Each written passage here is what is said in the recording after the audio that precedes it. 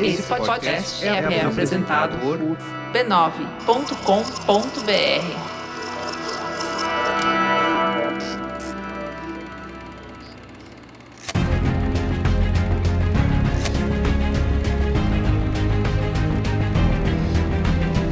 Olá, eu sou o Carlos Merigo, esse é o Cinemático 573. Estou aqui sem Bia Fiorotto, não sei o que fazer, só tenho 6 anos de idade, tá? Sim. Mas estou aqui com Carissa Vieira. E aí, Carissa, tudo bem? Olá! Ai, eu adorei que eu vim falar de um dos cineastas, de uma parceria que eu gosto muito, mas é que é sempre polêmico, né? O Lanthimos é sempre uma polêmica, eu já falo com medo, pensando, vou receber hate. Vamos descobrir. Ronald Vilar, e aí, Ronald, tudo bem? Tudo ótimo, eu queria avisar para quem tá vendo a gente em vídeo que isso aqui atrás de mim não é uma nave espacial. É. São luzinhas de Natal. Tô num café, não é a minha nave ainda. É. Tá bom. Iago Vinícius, e aí, Iago, tudo bem? Segure na minha mão aqui, eu também por não tô favor. numa nave espacial, mas eu tô na nave da Xuxa, pra quem não sabe, viu? Muito bem, ó. Vamos falar de Bugônia, né? Novo filme do nosso amigo Yorgos Lanthimos, nosso diretor grego de Pobres Criaturas. Grego, né? Iogurte grego, isso aí. Ele está...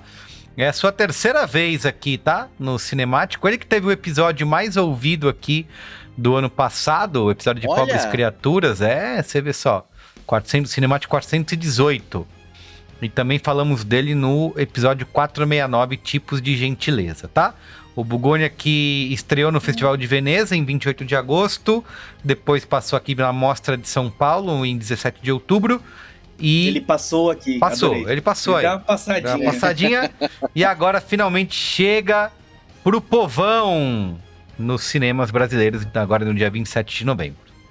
Certo? Certo. O bom já tá falando de novo desse diretor, e como passou só um ano, só mudou a idade, né? Só mudou a idade. Eu acho que a gente pode começar a fazer um exercício aqui, que é a terceira vez, né, que ele vem fazer esse filme. Na semana passada a gente também falou disso. Terceira vez pede música. Como o Iogurte não tá respondendo nosso zap, eu acho que a galera pode botar nos comentários que música ele merece, que casa com os filmes desse cara, com essa maluquice que ele faz. Olha, aí. Dá um playlist e talvez pra ver quais serão as respostas. Esse dá uma playlist. Muito bem. É a trilha de Stranger Things, né? Que coisa estranha. Mas antes... Siga a Cinemático Pod nas redes sociais, tá? Pra você acompanhar nossos avisos de episódios, cortes do Cinemático. Estamos no Instagram, no Blue Sky, no TikTok. Segue a gente e também se inscreva no nosso canal no YouTube pra assistir a gente, né? Você quer ver? youtube.com/b9. Você vê a gente, deixa seus comentários, participa aqui. Sempre muito bom ter as suas opiniões, concordando ou discordando, sempre com muito carinho, atenção, generosidade, certo? E um quesinho de ironia fina. Isso. Eu adorei que no de Agente Secreto, veio alguém lá, fez um comentário e falou assim, não, claro que os dois jovens super atentos prestaram atenção nisso. Eu adorei. Eu gosto disso, eu me senti provocado. Eu como jovem...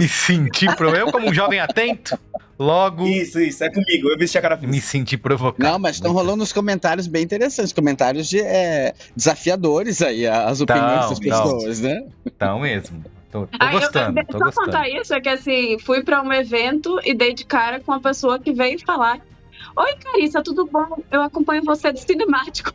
Olha aí! Olha! E não pediu, né? Não pediu aquele, né? Pois é, eu tenho... Não pediu aquele. Alguém me pediu. Então pro final vai ter um... Terei meu primeiro hoje. Aí, olha só! Aguarde. Especial, hein? Vem aí. Então tá bom. Guarda. Quer aproveitar agora, em vez do final, que é o momento mais antes? Eu acho que é especial, né? Então vamos lá, meu primeiro momento Scorsese, que aconteceu em outubro. Eu já fiz uma outra gravação, tinha esquecido do momento Scorsese. Uma outra gravação, dele. Né, Ronald? Vou te liberar agora, mas uma gravação eu acho, eu acho. Mas eu tinha anotado e aí eu acabei achando aqui depois. Eu fui assistir a uma gravação do podcast Mundo Freak, aqui no Rio de Janeiro. Sim. Eles vieram aqui fazer uma gravação. Eu fui lá dar um beijo no Andrei Fernandes, faz o podcast Mundo Freak. E eu fui lá assistir tudo direitinho. Aí no final tava aquela filinha ali pra gente tietar o Andrei, né? E a Ira Croft depois. Aí uma pessoa toca no meu ombro. você é o Ronald do cinemático? Do cinemático. Gostei, eu já ouvi Ronald da CBN, Ronald do Globo, Ronald do cinemático foi a primeira vez. Gostei muito. Adorei. Gostei muito. Tanto lugar que o Ronald tá, ouviu que ele é do cinemático. É isso aí. E quem falou isso? O Vinícius Ferreira, que estava lá na fila também para fazer sua tietagem. Fizemos juntos, ficamos conversando na fila ali do Mundo Freak. E foi bem divertido. Então, um beijo, Vinícius Ferreira, que você continue ouvindo o Mundo Freak e o Cinemático. Estamos aqui. Isso aí. Gostei. E não ouça CBN. Mentira, ouça CBN sim, é ótimo. Beijo pra Fábio Oliveira. Façam isso com o Ronald e com Carissa, tá? Carissa, você é do Cinemático? Isso aí. Isso. Aí pede e fala, momento Scorsese, senão ela não vai dar. Senão ela não vai dar. A regra é clara. Muito bem. Vamos pra pauta?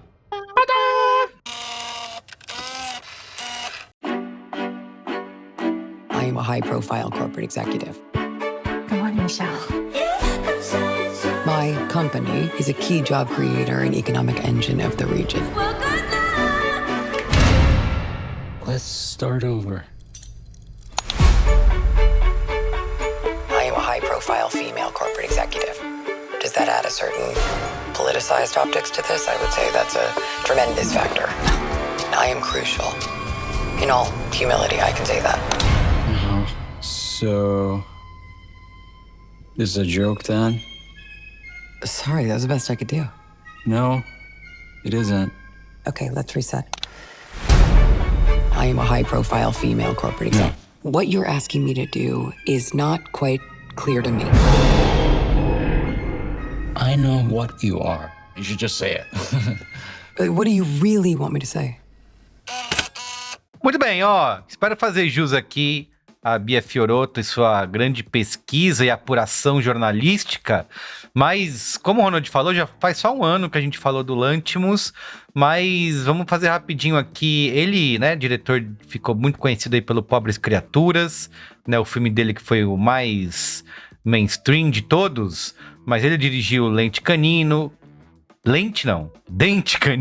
dirigiu Dente Canino, dirigiu The Lobster, né, a Lagosta e A Favorita, certo? E ele tem a sua marca registrada aí como o grego do amor absurdo e de personagens presos em sistemas bizarros. Ele adora botar a galerinha sofrendo, tá? Situações... Galerinha também conhecido como Emma Stone, atualmente, mais recentemente. Exatamente. A galerinha mais recentemente como Emma Stone. É o terror da Emma Stone. Ele já liga, ela já fica apavorada. Exatamente. Que sacrifício corporal vou fazer dessa vez? Ela diz que eu não tô. Essa é a quarta parceria dele com a Emma Stone. Fez Favorita, fez Pobres Criaturas e fez o Tipos de Gentileza. E a segunda com o Jesse Plemons, tá? Então... E a Emma diz que gosta, porque os sets dele parecem família. Um ambiente seguro pra se arriscar, tá? Então, ela adora trabalhar com Yorgos. Em entrevista ao RogerEbert.com, ele disse que em qualquer história o que interessa pra ele é como as interações entre as pessoas revelam quem elas são de verdade, tá? Então, bota essa galera em situações extremas, sistemas bizarros e absurdos. E aí toca a musiquinha. Se você soubesse quem você é. Aí elas vão se revelar, tá bom? Ele fala muito de linguagem, que como duas pessoas podem usar as mesmas palavras, querendo dizer coisas completamente diferentes, e como isso é terreno fértil para manipulação e mal entendidos, tema que volta forte agora aí no Bugônia. E nessa mesma entrevista ele falou que gosta de construir filmes onde o público tem que conectar os pontos sozinho, não vai dar resposta. E Bugônia pra ele é literalmente um filme sobre pessoas tentando convencer as outras da própria visão de mundo. Tem os conspiracionistas versus a CEO, o beato da internet versus o poder corporativo, tá? Então... esse é o Lanthimos que chega em Bugônia já consagrado, né? Como a gente viu em Pobres Criaturas, mais mainstream, mais ainda obcecado com como a gente cria narrativas para sobreviver num mundo meio apocalíptico. Importante dizer que ele já deu entrevista lá pro Collider e disse que vai pausar por um tempo, tá? Depois disse que tá esgotado depois de lançar... Vai entrar em ato. Daqui a pouco vai ter a turnê 25 anos. Eu sei como é que é. Los Hermanos tá fazendo isso também. Ele vai... Ele está esgotado, porque lançou 3 filmes em 3 anos e afirmou que precisa de uma pausa. Reconheceu que costuma emendar projetos, porque os roteiros chegam prontos para ele, e ele tem aquele impulso de fazer logo, e diz que esse ritmo tá cobrando seu preço, então a sua decisão é dar uma pequena pausa, e enfatizou que tá falando sério, podem me cobrar, tá? Abre aspas, podem me cobrar, fecha aspas, disse ele. Sobre o filme, vamos cobrar.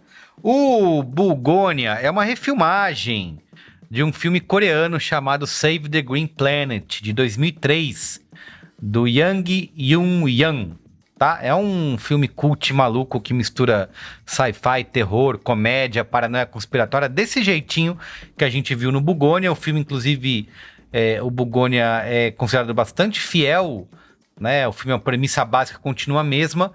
São 2 caras conspiracionistas que sequestram uma CEO de uma grande farmacêutica, porque eles acreditam que ela é uma alienígena infiltrada, preparando a destruição da Terra. O projeto começou com o diretor original, ele que ia dirigir o filme, e o roteirista Will Tracy, que é o roteirista de O Menu, e também roteirizou episódios de Succession. E a produção do Ari Aster, né? Para surpresa de ninguém, o Ari Aster...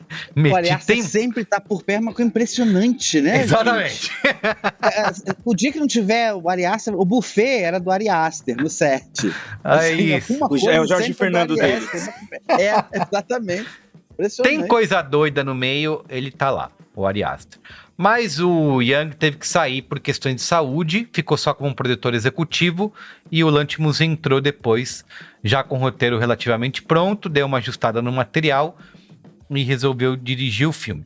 Em entrevistas, o Lanthimos disse que não assistiu o filme original antes de se apaixonar pelo script e que só foi ver depois para checar se essa nova versão parava de pé, se tinha vida própria, e ele comparou com teatro. É um texto forte que pode ser montado de formas diferentes em épocas diferentes, tá? Então, o Bugônia adapta e atualiza o absurdo do filme coreano para o mundo de hoje, utilizando o brain rot da internet, fóruns conspiratórios, negacionismo climático, ódios a big pharmas e essa vontade de acreditar em qualquer coisa que dê sentido ao caos. Para GQ, ele descreveu o Bugônia como uma versão para a era da negação climática e da saturação de informação. Também assumiu que, para muita gente, né, disse que o filme é pessimista. Ele disse que talvez assume isso, concorda, talvez.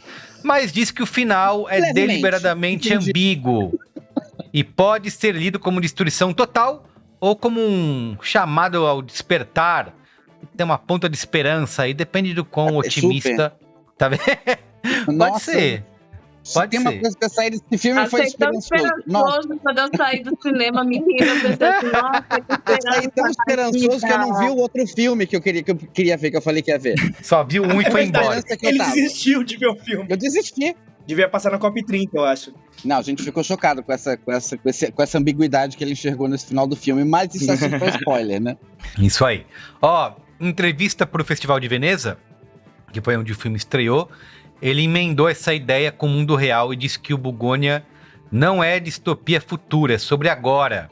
E solta aqui, abre aspas, a humanidade está prestes a encarar um acerto de contas muito em breve. Tá? Fecha aspas, citando tecnologia, IA, guerras, mudanças climáticas e o quanto a gente se anestesiou diante disso. Então, profetizou aí. Dado o contexto do filme, esse recado soa meio, né? Sei lá. Assim. Exato. Eu vou tomar providências. O título Bugônia é, ao mesmo tempo, mito e metáfora, porque ele vem... O título, né, é um mito grego, segundo o qual abelhas nasceriam de carcaças de touros mortos. Então, estudos mostraram que, na verdade, eram moscas que surgiam dali, que tinham a mesma coloração dourada e preta de abelhas, então as pessoas confundiam. E aí o filme usa essa história, inclusive, como metáfora de desinformação, uma mentira que cola porque parece plausível e dá conforto para quem tá olhando. Como eu falei, a quarta parceria do Lanthimos e da Emma Stone. O filme foi rodado em 35mm VistaVision, o mesmo que o nosso amigo Kleber Mendonça Filho, né? Utilizou no Agente Secreto. Então, por isso que tem essas cenas lindas. Cerca de 95% das cenas foram nesse formato. E dá essa textura aí, super widescreen, cores absurdamente saturadas, que muita gente gostou e elogiou. Por fim, a Emma Stone raspou a cabeça de verdade, assim como ela, nossa Carolina Dickmann, né? Do cinema. Ela deu obrigação, que eu sei. Ela tava lá no terreiro, lá de uma menininha lá. Aí ela aproveitou, já pegou, já cavou o frila já. Cavou o frila. Eu conheço esse povo. Ela raspou a cabeça de verdade, mas com uma condição: se o diretor, o Yorgos Lanthimos, raspasse também, e ela mesma que passou a máquina na cabeça dele, tá? E o cabelo dela teve que ser re-raspado a cada 3 dias para manter a continuidade. Então, é isso. E ela fala, né, que é um clima familiar. Esse é o clima familiar. Né? Tipo, parece aqueles bastidores da Globo, né, do GE, invadindo a casa da pessoa, Rodolfo e o ET, esse clima aí. Um trolando o outro, cola na banheira de slime. Eu fico só pensando no atendimento psicológico pois é, para ela falar que isso é o clima da família, né? Esse é o clima familiar. Para, Emma. Que é família pra você, mas super normal. Ô, Emma, qualquer coisa pisca 3 vezes aí que a gente vai te resgatar. Save Emma Joyce. Muito bem, sinopse! Ó, essa sinopse é adaptada da Mostra Internacional de Cinema de São Paulo, tá? 2 jovens obcecados por teorias da conspiração sequestram a poderosa CEO de uma grande empresa, convencidos de que ela é uma alienígena com a intenção de destruir o planeta Terra. Repercussão do filme: Rotten Tomatoes tem 87% de aprovação da crítica e 84% do público, Letterboxd 3.9 de 5 e IMDb 7,6 de 10. É uma coprodução Irlanda, Coreia e Estados Unidos, com um orçamento estimado em 45 a 55 milhões de dólares. É o filme mais caro da carreira do diretor. Até o dia 27 de novembro, agora de 2025, ele arrecadou 35 milhões de dólares globalmente, ou seja, ainda não se pagou, mas é a melhor estreia do Yorgos nos Estados Unidos. Porém, ainda muito longe do total arrecadado por Pobres Criaturas, que foi o maior sucesso comercial do diretor, arrecadou 117 milhões de dólares mundialmente. Eu não sei como tá em São Paulo, mas aqui no Rio tá em pouquíssimas salas. Pois é. Pouquíssimas salas, horários mais restritos, então... Também acho. Uma bilheteria desafiadora aí. Até porque se for parar pra pensar, com tudo que tá nos cinemas, aqui no Brasil já é um negócio, porque, enfim, né, vários filmes e tal, e os filmes que estão no momento, mas lá nos Estados Unidos, gente, nesse momento, assim, eu acho... Pensando tem um monte de coisa, né? Tipo de filme, é complicado mesmo. Tem um monte de candidatos a festivais, premiações, né? Dividindo as atenções. Mas você diz por conta do engarrafamento de filmes ou por conta da temática desse filme específico? Não, eu tô falando pela quantidade de filmes que puderam ir para o cinema, mas eu acho que, diferente do Pobres Criaturas, esse tem ele não é um filme que o boca a boca, que, enfim, ele não vai tá aumentando, né? De jeito nenhum. Então eu acho que ele não... Porque o Pobres Criaturas, ele teve uma coisa de... Alguém assistiu, ele teve muita polêmica, então todo mundo queria ver, e aí isso rendeu semanas e semanas e semanas. Rendeu. Inclusive entrou... ele teve uma campanha grande da temporada de premiações. O Bugolha não vai ter. Assim, não vai. Muito bem, então, Carissa, aproveita. Começando aí, primeiro sem spoilers. Você que viu o filme há mais tempo aqui na mostra, né? Então, não está tão fresco na cabeça, mas diga aí, o que você... Solta tudo. Isso, achou de Bugônia. Sem spoiler. Eu acho que a parceria Emma Stone e Yorgos Lanthimos funciona. É visível, eu acho, que ela, como atriz, fica muito à vontade, e eu acho que é visível o quanto ela se entrega para esses personagens. Eu acho que, independe de gostar ou não do filme, eu gosto, tá? Não é meu filme favorito de nenhum dos dois, mas eu gosto do filme. Eu tenho algumas... Tem uma questãozinha ali, no final... que me incomoda o final é o ponto. Mas eu acho que o desenvolvimento do filme é até bastante interessante, principalmente porque, de fato, ele se relaciona muito com o tempo que a gente vive. E existem muitas dualidades ali que são interessantes, porque, existe claramente aquela personagem, pelo menos no primeiro momento a gente pode parar e pensar assim, ela é a vítima daqueles dois malucos, especialmente um, que ele é quem manipula o próprio primo a fazer todas aquelas atrocidades. E assim, independente da teoria dele estar certa ou errada, o que ele vai fazendo durante o filme mostra que ele é uma pessoa totalmente assim, fora da caixinha e um cara problemático, já que estamos falando sem spoiler. Para dizer o mínimo. Então, ela é vítima daqueles dois. Eu acho que o primo dele é vítima dele também. E, obviamente, ele também é uma vítima do sistema. Mas aí a gente entra num outro patamar. O que é que o capitalismo e o que é que a época que a gente vive faz com as pessoas. E aí a gente vai para um outro ponto. Ela é ela é a pessoa, a representação desse capitalismo. Então, a gente está ali falando de uma vítima, mas que em outros sentidos ela também é um algoz, sabe? Totalmente. Então, a coisa ali é muito mais aquela relação e eles prendem ela e, enfim, é tudo tão mais complexo, porque quando o filme vai se desenvolvendo, a gente vai vendo que a relação dele, né, do personagem do Jesse Plemons com a personagem da Emma Stone é muito mais complexa do que a gente pensa no primeiro momento. E só que assim, é isso. Eu acho que é interessante como o filme ele é uma grande piada, mas é uma grande piada que tem várias camadas que se relacionam com a nossa sociedade, com o capitalismo, com as questões climáticas, e tem diversas críticas sociais ali que eu acho que a gente não deveria deixar de prestar atenção e parar e pensar assim, nossa, a gente tá muito ferrado. A gente tá muito, muito, muito ferrado. E assim, do jeito que a internet tá, a gente tá muito ferrado mesmo, porque gente como aquele cara não é gente difícil de encontrar, não. E isso é um tanto quanto apavorante. Se o capitalismo é apavorante, se o quanto o capitalismo destrói a nossa humanidade é apavorante, também é apavorante pensar que a gente vive tão hiperconectado que, assim, a gente está naturalizando os maiores absurdos e é uma segunda-feira qualquer, sabe? O que é curioso, porque estamos gravando uma segunda-feira. É uma segunda-feira qualquer. Então, assim, é isso. Assim, eu ri muito com o filme, mas eu saí assim, gente...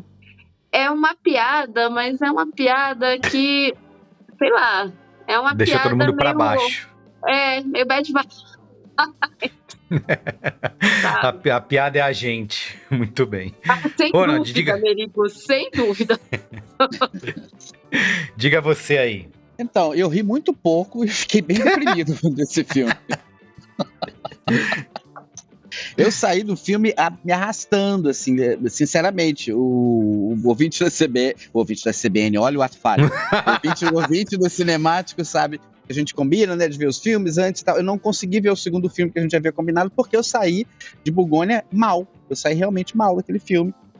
E por conta disso, essa crítica muito contundente ao capitalismo ali que ela representa, isso não é spoiler porque isso tá no trailer, né, a gente já vê ali, já entende ela é direitinho CEO, o que tá acontecendo ali, ela é a CEO dessa grande empresa, e ela representa aquele minimalismo chique, né, da CEO dessa grande empresa, e ela traz essa eu concordo com a Carissa quando ela fala que essa parceria dela com o Yorgos funciona muito bem, porque ela entrega toda a hipocrisia que ela tem, que ela carrega, que esse personagem, sintetizando esse grande CEO, né, de grandes corporações, geralmente falando coisas que parecem muito, muito legais e muito bacanas ali para a empresa dela, mas na verdade está ferrando todo mundo, não apenas na empresa dela, como também para quem compra os produtos da empresa dela. E isso ela entrega essa hipocrisia com um brilhantismo. Eu acho a Emma Stone uma atriz inteligente. assim, eu acho ela muito, tecnicamente muito inteligente, porque ela consegue passar para você essa hipocrisia sem muito esforço. Tudo ali tá desenhado para você entender que ela não quer dizer as palavras que ela está dizendo, né? Você consegue, e você percebe que ela está tentando soar convincente para aquela audiência. Então, assim, eu acho que inteligente é um adjetivo que eu gosto de dar para Emma Stone, para a atuação dela, porque eu acho ela muito precisa, mesmo. Eu acho que o filme também é maravilhoso, e aí vai de novo, porque reforçando o que a Carissa falou, ele é maravilhoso em trazer esses personagens que estão mergulhados no mundo do viés de confirmação deles ali o tempo inteiro, 24 horas por dia, inundados com ideias, sejam elas quais forem. São sempre as mesmas ideias. A pessoa tá ali martelando as mesmas ideias 24 horas por dia, ela tá viciada naquelas ideias, ela não consegue ouvir ninguém que saia daquele território, ela só quer ouvir aquilo, né? E aí tem essa ideia pavorosa que eu acho que é dos tempos que a gente vive, que é as pessoas treinando o algoritmo, que eu acho a expressão mais idiota que existe no mundo de treinar algoritmo. Porque como eu tenho que treinar um algoritmo, entendeu? Assim, não quero treinar algoritmo nenhum, mas ele treina um algoritmo para entregar só conteúdos, e a gente vai falar desses conteúdos depois dos spoilers, porque eu até anotei algumas frases, entregando conteúdos para ele que só reforçam essa ideia maluca dele achar que a CEO é uma extraterrestre. E aí tem a parte que a gente ri, né? Eu falo que eu ri pouco, mas eu ri. E aí, mas o humor ali é aquele humor negro, né? Aquele humor que você ri, mas você ri tipo assim, pensando como a Carissa falou, a gente tá muito ferrado, né? Você ri, na verdade, você ri do filme, tá rindo da gente mesmo, porque a gente vê que a gente tá enfiado naquilo ali, evidentemente tudo ali é muito hiperbólico, mas a gente percebe que a gente está enfiado naquilo ali, a gente está naquele turbilhão ali da história. E uma coisa que eu gostei especialmente é do ator que interpreta o primo dele, que é o Aidan Delbis, que é um menino do espectro.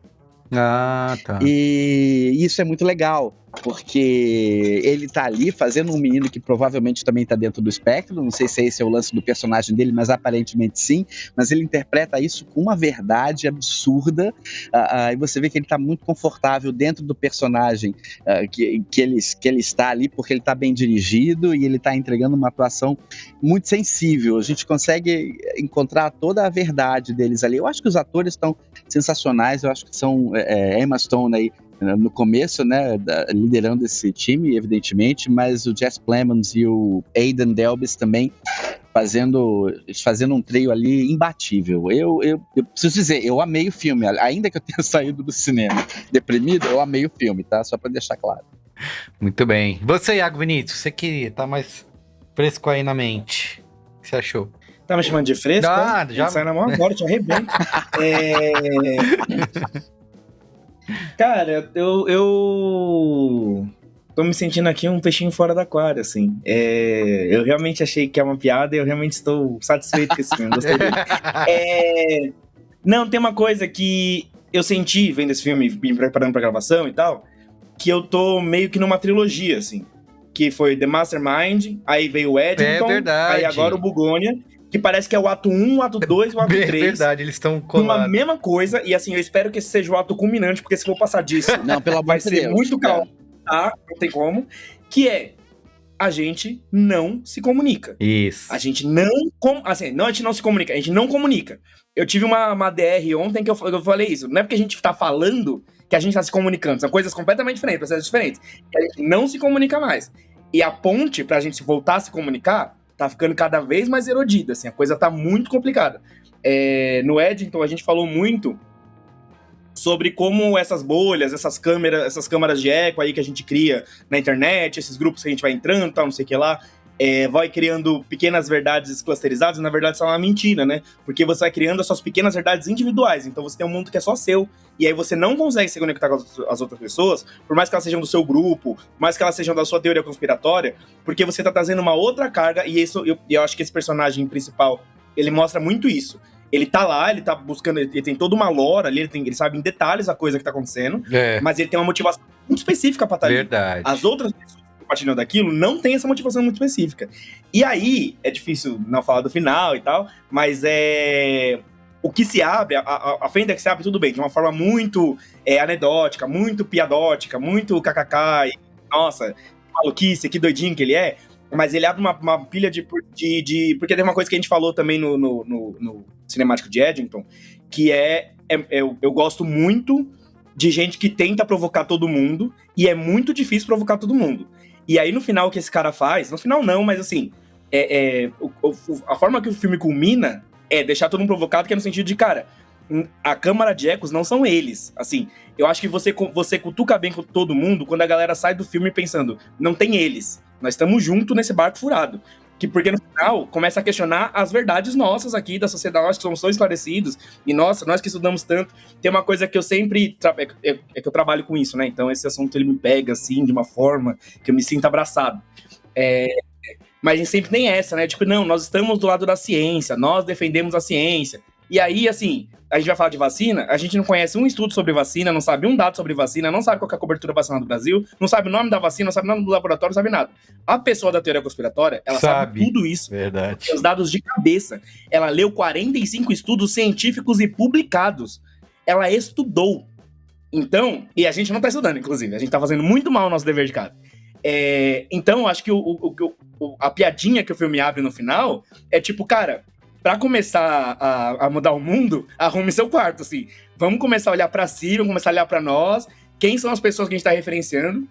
E eu digo isso principalmente por uma cena que me tocou muito no começo, aí eu posso falar, porque é antes dos spoilers, que é quando ela vai lá, ela vai fazer a entrevista coletiva e ela tá dando ordens executivas, né? Porque ela é uma executiva de sucesso, que ela fala, pô, faz aí um programa de saúde mental, mas ó, de um jeito que deixa a galera entender que a gente tem meta pra bater, isso. Nós temos que cumprir a parada. Liberar a galera antes Isso. Liberar a galera 5h30. Mas ó... Meia hora antes, né? Gente, é isso, vai liberar não teve, assim, eu não lembro de um trabalho que eu tive nos últimos tempos que eu não ouvi exatamente essa frase. Tipo, não, você tem que saber da sua responsabilidade. Primeiro que não é minha responsabilidade, né? A empresa é sua, a responsabilidade é sua. Vamos começar daí, você para disso aí. Mas deixa muito claro que essa pessoa, ela não é, assim, o modelo que a gente tem que seguir. E aí, tudo bem, ela é a mocinha, porque ela tá lá, enfim, ela passa coisas terríveis, né? Muito mais terríveis do que cortar o cabelo. Mas, então a gente tem que ter dó, tem que ter empatia com ela, porque ela sofre e ela se vira ali. Mas se dá uma senha muito grande de tipo, beleza, tem uma galera aqui que tá muito louca e que tá indo pra um caminho muito maluco e completamente errado. Mas o nosso caminho tá bom? Funciona? Que é uma coisa que eu sempre falo, assim, é horrível, porque eu trabalhando com política, eu tô sempre defendendo coisas que eu não acredito. Eu não sei se eu acredito nessa democracia, só que eu tenho que defender a democracia que é a melhor que eu tenho, sabe? Tipo, a gente tá toda hora falando que esse mundo não funciona e a gente tá trabalhando. Nós somos, hoje em dia, nosso campo, nós somos conservadores. Que nós queremos conservar as coisas como elas estão. Nós não queremos mais transformar as coisas. Nós perdemos esse horizonte. Quem quer transformar as coisas é a galera conspiratória. Então, eu gosto muito da forma que é feita essa provocação, por mais que ela fique completamente João Kleber no final, eu acho que ela bota uma pulga atrás da orelha ali e que eu acho que muita gente vai se negar a olhar pra ela, tá? Tá bom, Iago, eu só tô deprimido de novo, tá bom, tem nada que ver. Mas eu acho que é desdepressão, amor. Desdepressão, porque é uma coisa que, assim, se o problema tá comigo, se a bola tá comigo, o problema tá comigo, então eu posso resolver. Agora, se tá lá com o Bolsonaro e com o Trump, eu não tenho que fazer com o Bolsonaro e com o Trump. Dar um ferro de solda pra eles. Mas, assim, se a gente é parte do problema, então a gente vai ser parte da solução também. Aí tem pontos de contato no nosso ponto de descontato, não sei. Mas acho que ele abre uma discussão. Por isso que eu fecho um pouquinho com a teoria do cara de que, bom, se você olhar por outro lado, é uma coisa de esperança, que é tipo, velho, eu tô pelo menos dizendo que desse caminho aqui, andar por essa avenida aqui, a gente vai tomar no cu. Tem outras. Vamos ver as outras. E é difícil, a gente não vai fazer, né? A gente vai tomar no cu no fim das contas. Mas, assim, há possibilidades. E aí, sim, assim, eu acho que tem uma coisa muito... O Milton Nascimento... Eu dou saltos, né? O Milton Nascimento fala que toda a música que ele escreve pensando na voz deles Regina, e se a música cabe na voz deles Regina, é uma música boa, tá, não sei o que lá. E essa parceria dele com a Emma Stone, eu percebi muito nesse filme que tem um pouco disso, que é, cara, não é eu vou fazer um papel pensando nela, mas eu sei as características que ela é foda, eu sei o que faz ela brilhar ali na tela, e eu vou fazer um personagem que vai trazer isso, que vai provocar ela, assim. É muito gostoso você ver um ator que tá se divertindo no papel. E, tipo, ela tá claramente, assim, aproveitando aquilo que a gente sempre fala, que o efeito vale tudo, né? Tipo, cara, se isso aqui é uma maluquice total, vamos entrar na maluquice, então, e vamos dançar de banana na rua. Eu acho que a hora que ela começa a negociar com os caras, tipo, ela tá tão dentro daquilo, e é tão inteligente, e aquele olhar, sabe, meio perdido, meio doida, valoriza aquele papel que ela tem, assim. Então, eu gostei muito do filme, assim, eu fiquei bem entusiasta dele. E eu fui olhar, como eu sou de letras, né? Eu fui olhar essa questão da bugônia na mitologia grega e tal.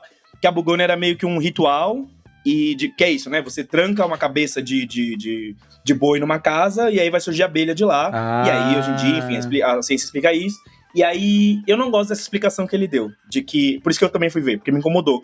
Não, isso é uma metáfora pra mentira. Sim, tipo, sim. A gente já passou de um ponto de entender que mitologia não é verdade ou mentira, né? É outra ordem do conhecimento, assim. Mas é que tem uma coisa que é a partir... Porque, assim, tem um mito, que é o mito de Aristeu, se eu não me engano, que ele era o cara voltado à agricultura e as abelhas somem. E aí, não sei se você sabe, as abelhas estão em extinção no mundo, né? Então é muito pertinente esse assunto. As abelhas somem e ele não sabe o que fazer. Ele vai no oráculo, aí ele sabe lá que ele aprontou, sempre alguém matou alguém na Grécia, né? Ele matou lá a menina, aí precisava não sei o que lá.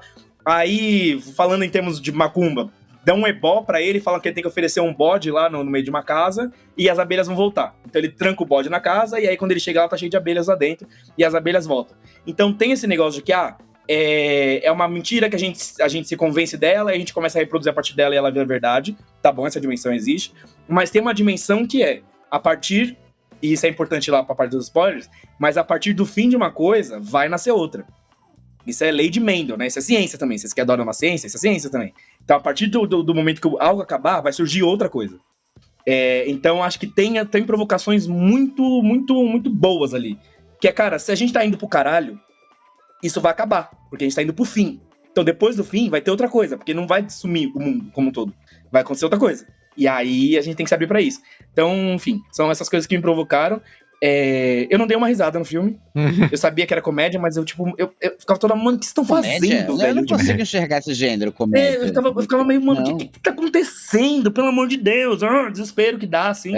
Mas, de novo, é aquela coisa, entender o tio bolsonarista, né? Tipo, você vai vendo como esse cara vai se criando, da onde ele tá vindo, aí você vai vendo as fissuras, né? Que é as pessoas que dialogam com ele, que é aquele policial maravilhoso, que é incrível aquele policial, que ele aparece pontualmente só pra ser maravilhoso, e as fissuras das pessoas que provocam ele, e quando você provoca uma pessoa que tá convencida, você deixa ela mais convencida.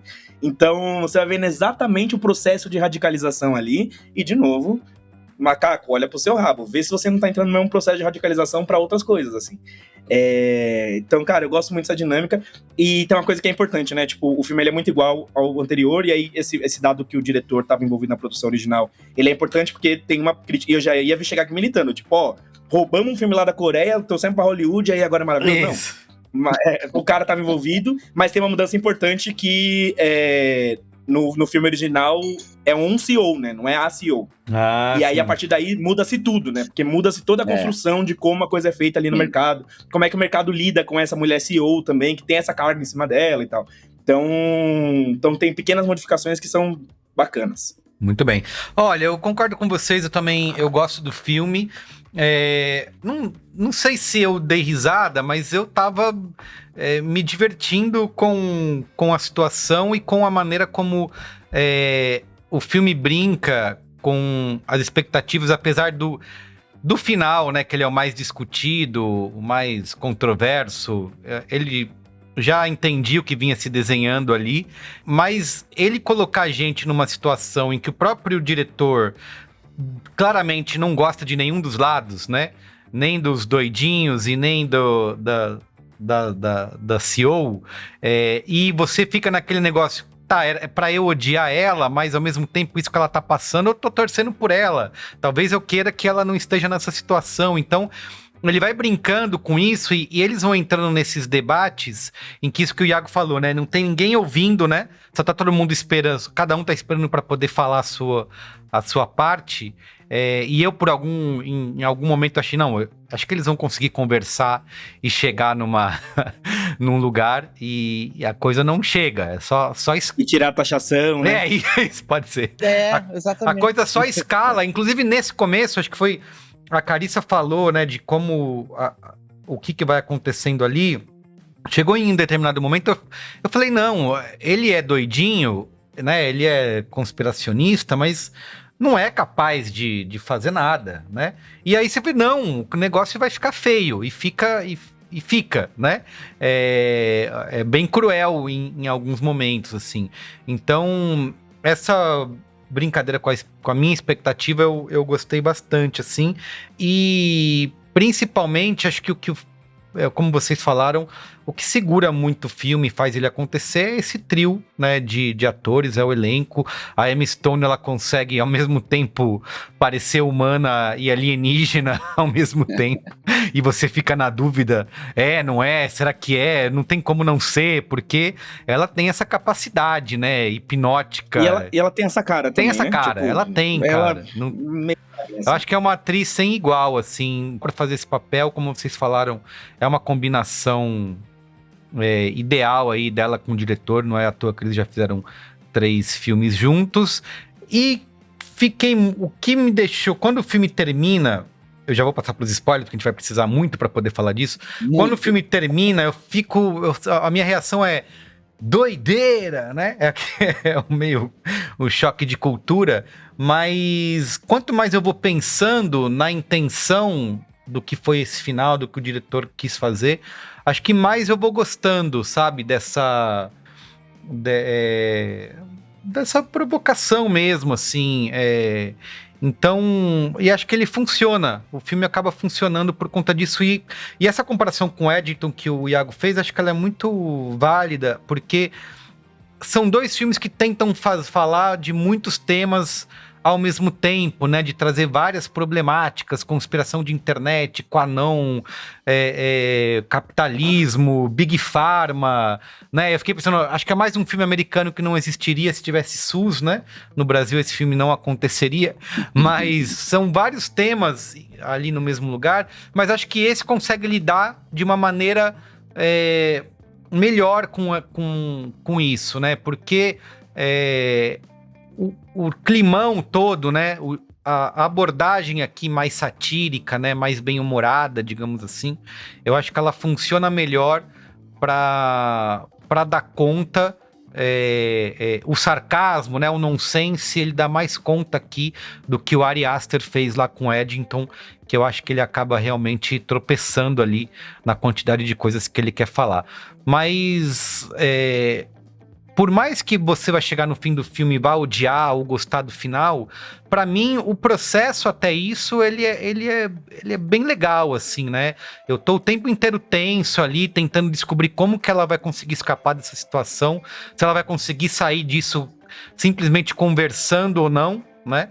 Então, acho que ele é eficaz em fazer essa construção aí, nessa tensão constante, até chegar nesse final. E antes da gente ir pro spoiler, você falando disso, né? Tipo, no Eddington tem muito tema e não funcionou bem, e aqui tem muito tema e funcionou legal. Fiquei pensando, né? O que faz funcionar, o que não faz não funcionar. Uhum. Eu acho que tem uma questão do Eddington de direção mesmo, que é o hiperfoco, né? Tipo, ele olha pra uma coisa e fala, nossa, agora eu tô muito querendo falar disso, aí depois abandona e muda de assunto. Verdade. E tal. E esse aí, ele tá muito focado, tipo, ele tem realmente, assim, as coisas... Porque tem uma questão que é um desafio do nosso tempo, que o nosso tempo tem muita coisa acontecendo atravessadamente mesmo.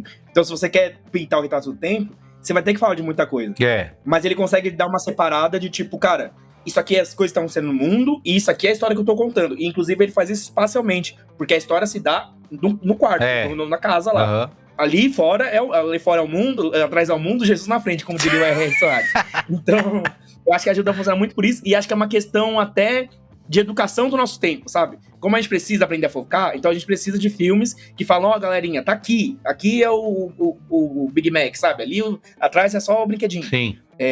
Então eu achei que funcionou muito por isso, assim. E é um filme muito gostoso de ver no cinema, né? Tipo, é um filme que é a experiência cinema. Você vai lá, aí você senta lá, vê na telona, aí coisas acontecem, coisas explodem, fogo, tiro, multidão, bababá, você dá uma risada e vai embora. Não, e lindo, né? E eu acho que a experiência da sala de cinema que você vai, de com quem você tá, vai fazer muita diferença até na forma da sua fruição do filme também, porque é isso. Mas eu queria só complementar uma coisa que o Iago falou.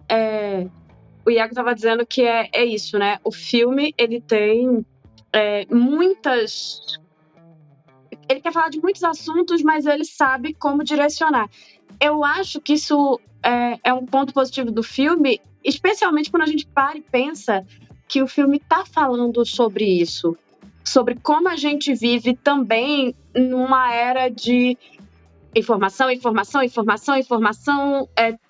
gente está o tempo todo sendo bombardeado por todo tipo de informação e não necessariamente ter tanto tipo de informação faz bem pra gente, né? Uhum. A gente tá ficando consumido pelo excesso de informação também, porque a gente não sabe, inclusive, óbvio, a gente, não sei, é muito, né? Mas eu falo a gente como sociedade, a gente não sabe fazer essa curadoria também do que a gente deveria estar né? Filtrar o que a gente quer, né? Exatamente. Isso é uma grande preocupação. Então eu acho que o filme é muito consciente do excesso de informação que ele está colocando ali e do como ele está colocando ali. E eu acho que a forma como ele filma é muito direcionada. Vai além. Eu acho que tem a questão dos cenários, tem a questão dos atores, mas tem como essa câmera se posiciona com relação aos atores, sabe? O filme tem muita informação, mas eu não acho ele excessivamente didático. E seria muito fácil ele cair nesse lugar de estar dando micro explicaçõezinhas, assim, para que a gente entenda cada pensamento e cada piadinha de mau gosto que o filme tem seja colocada ali pra gente entender. É uma piada, tá? Eu acho, inclusive, pensando na temporada passada, que um determinado filme, não vou entrar aqui em detalhes, ele tinha uma cena... Então, eu tenho um problema... vamos lá, tá? Vou falar. O ganhador do Oscar do ano passado, a Nora, eu vi numa sessão... Foi basicamente a mesma coisa com o Bugônia. Eu vi na coletiva de imprensa da Mostra Internacional de São Paulo. E existe um momento em A Nora onde ela está sofrendo uma violência e na minha sessão riram muito. E eu sei de outras sessões onde as pessoas riram muito da violência que a personagem do Anora sofre. Porque não é nada sexual, então tá tudo bem rir. E aqui a gente vê uma personagem... A gente já tá nos spoilers, né? Não, vamos entrar agora. Podemos entrar agora? Spoilers! I am your father. A boy's best friend is his mother. What's in the fucking box? I see dead people. Damn you all to hell! Rosebud. Silent Breed is people! Bora, liberado, Carissa. Diga. A personagem, ela sofre algumas violências e o filme é uma comédia, apesar de não ser uma comédia. Ela é uma comédia que tá o tempo todo ali, assim, né? Tipo, você sente desconforto em alguns momentos. Mas eu achei muito interessante como ele bota isso aí, ela sofre essa violência, ele trocou por uma mulher. O peso dela ser uma mulher sofrendo aquele tanto de abuso, pra mim, o filme deixa sempre muito claro que aquilo não é engraçado. Aquilo não... Mesmo que uma situação que o texto entre eles possa ter uma coisa que poderia ser engraçado, aquilo não é engraçado. Então eu acho que o Lanthimos, e talvez até porque ele tá junto com a Emma Stone ali, e ela tem muita liberdade pra falar com ele, o filme é muito consciente, sabe? De que, independente do que ela seja, do que ela tenha feito, aquilo é inadmissível. E aquele tipo de violência não é engraçada. Então, pra mim é muito interessante como um filme que ele se coloca como uma comédia, porque a estrutura do filme é uma estrutura de comédia quando a gente vai pensar, porque a gente até hoje questiona muito. O que é que faz uma comédia? É um drama? O que é que faz um filme de horror? Gente, a gente pega uma coisa da década de 30, talvez a gente não ache a mesma graça, mas tá nos códigos, né? No que é que faz uma comédia através dos seus códigos. E o filme, ele tá ali, no código, deixando claro que é uma comédia que deixa a gente mal, mas uma comédia. Mas eu acho ele muito consciente de como ele coloca a violência, de como ele discute os assuntos, sabe? De como, inclusive, ele fala ali daquele pessoal da teoria da conspiração, mas aí é onde eu também não posso entrar com muita propriedade, mas a gente tem o primo, né, do personagem do Jesse Plemons, e eu acho que o filme não desrespeita ele como uma pessoa que é neurodivergente. Verdade. Ele tá ali pra... Como não sou uma pessoa neurodivergente, posso não estar enxergando alguma coisa. Mas eu já vi muitos filmes que desrespeitam, sabe, pessoas que são neurodivergentes de formas grotescas. E eu não acho que o filme tá fazendo isso. Inclusive, ele é muito mais consciente do que o filme dele, que não é neurodivergente, o que prova que não ser neurodivergente não te faz uma pessoa consciente, não tem nada a ver. Essa suposta ideia, né, de como se deveria funcionar dentro da sociedade, não tem nada a ver com neurodivergência ou não. Então, em vários momentos é ele que interrompe, de neurodivergência, né? Não, ele é a conexão com a realidade ali. É verdade. Naquele contexto, ele é o mais próximo.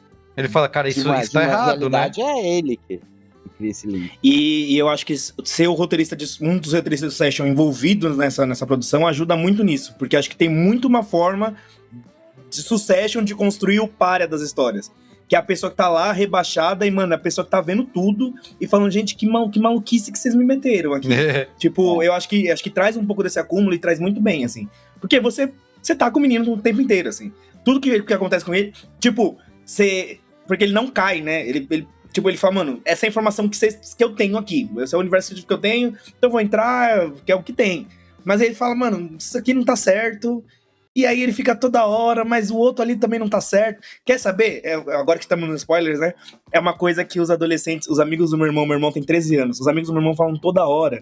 E eu fico muito, sabe, com dor na têmpora. Que eles falam, quer saber? Então vou me matar. É isso, que foi exatamente o que ele fez. Tipo, mano, loucura daqui, loucura dali. Vamos dar um tiro em mim mesmo. Mais fácil. Agora, gente, vocês sabiam, vocês acharam que vocês sabiam que era pra isso que tava indo? Que no final ela ia ser... Cara, eu fiquei muito... um momento assim, não é. Não, não é. É. Mas eu falei, cara, tem que ser. Na hora que ela assume, eu acreditei. Sim. Mas quando ela vai fugir da sala, eu falei, não, lógico que não, seu doido, um ET, imagina. Onde já se viu ET? No cinema vai ter ET, por acaso?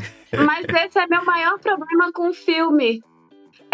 Que diga. Os ETs eu tava gostando muito de como a dúvida tava sempre ali. Sim. E eu achava que era um ponto interessante, assim, de tipo, a gente chegar num nível de não ter certeza. Porque a gente começa o filme com certeza de que, claro, que ela não é uma extraterrestre. Isso, e a lógica do jamais filme vai seria. fazendo a gente ter dúvidas e ir e voltar.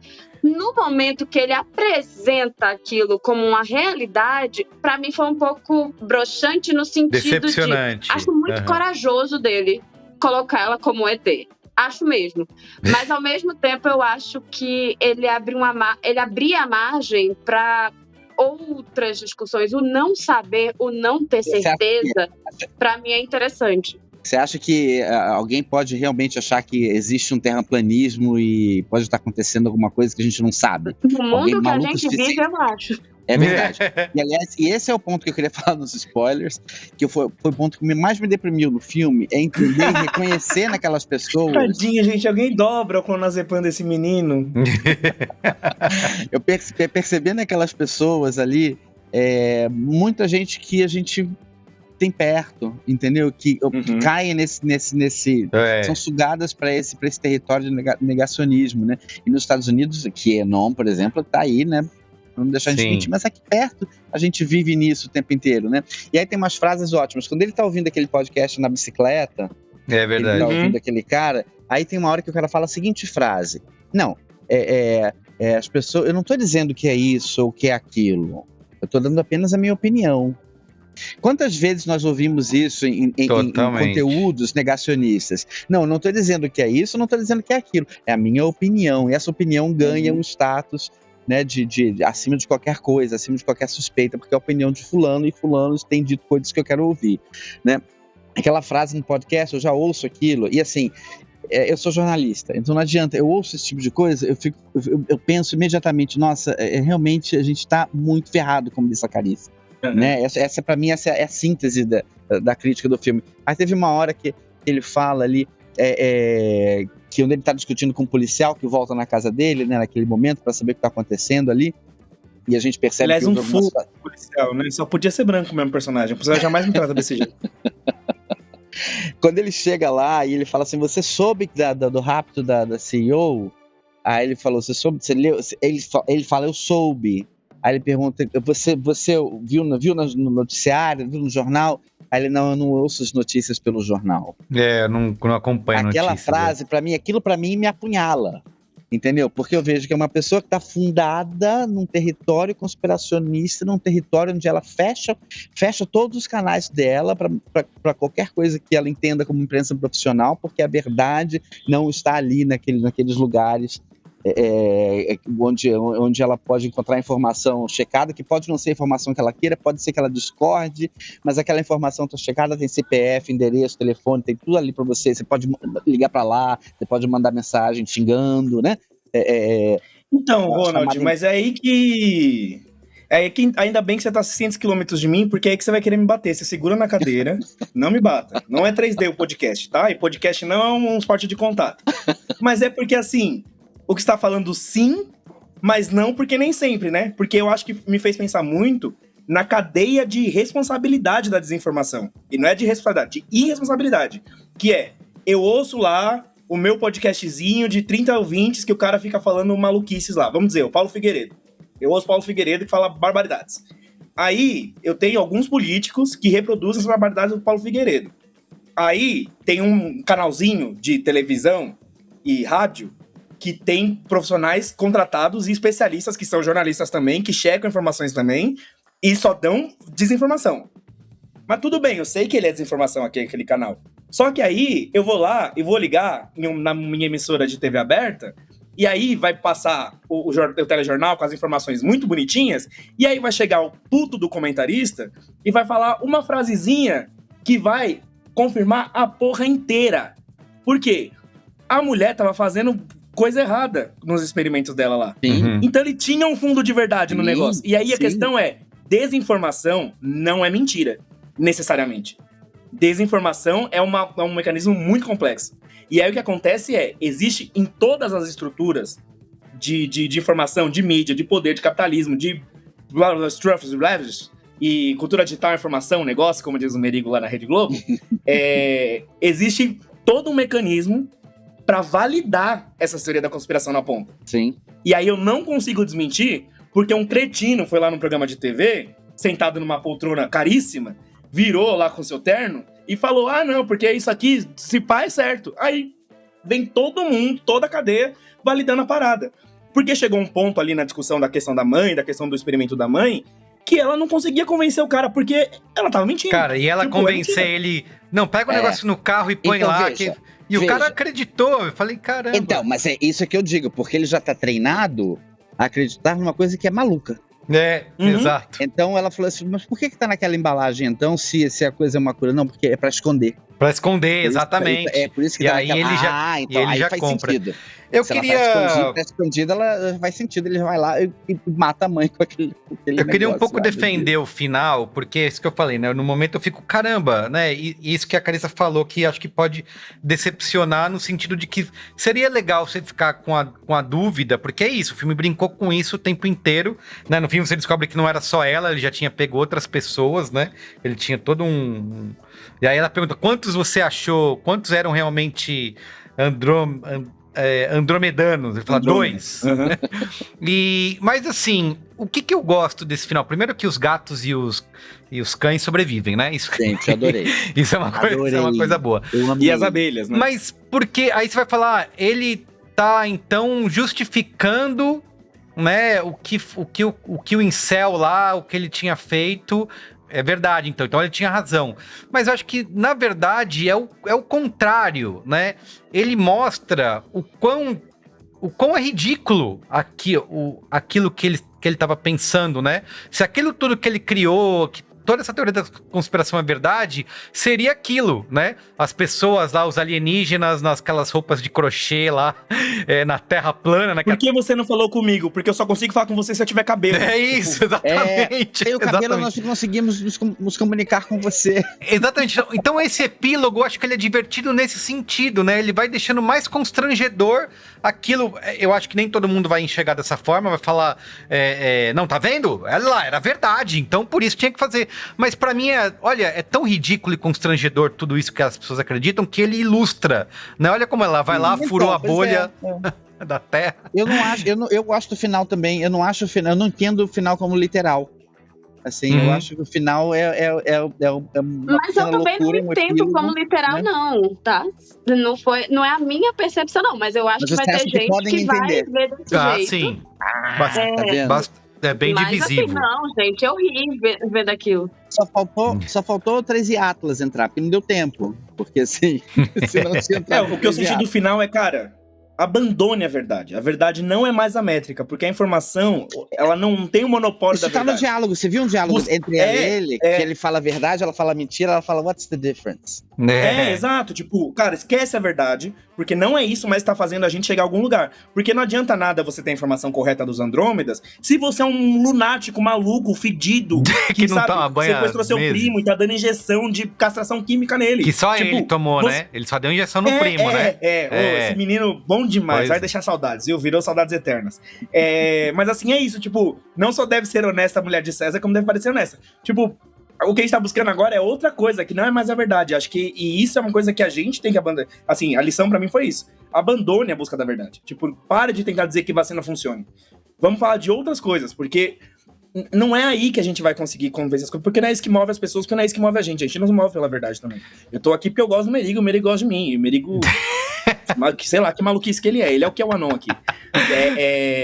Então vamos entender o que nos move, acho que é mais por aí, assim, porque ela conseguiu mover o cara, ela conseguiu fazer o cara tomar decisões. Verdade. E também tem uma parada que cara, também me deu uma sensação de que é tipo, velho, se a verdade é essa, se é Andrômeda, tipo, mano, que verdade bosta nossa, né? Então foda-se também, queima fecha esse quiosque, deixa as abelhas aí também.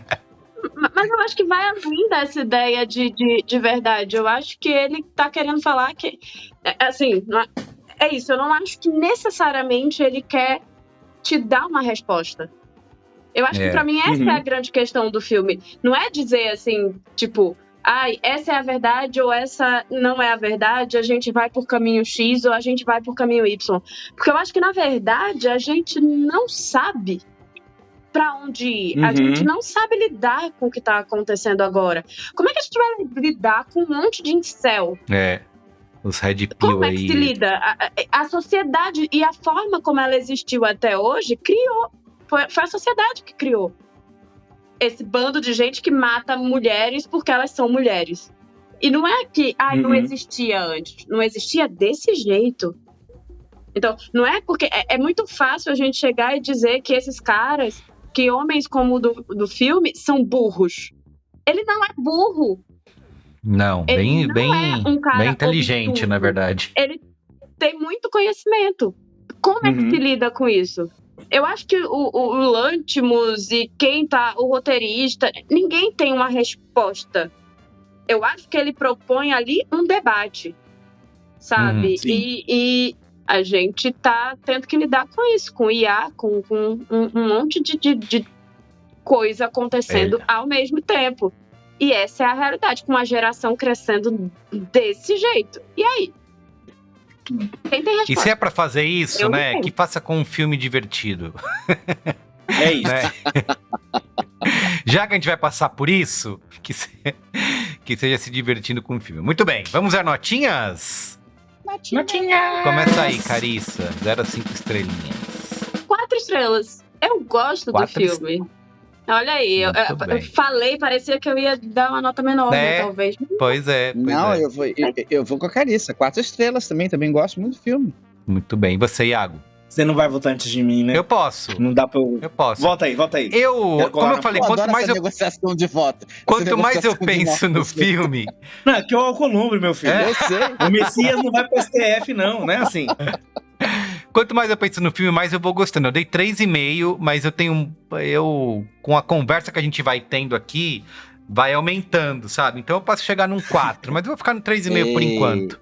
Mas pode ser revisto, boa, tá? Boa. Pode ser revisto. Eu terminei o filme e mandei pra 5 pessoas. Mano, que filme doido do caralho, que viagem maluca, você ia adorar. É isso.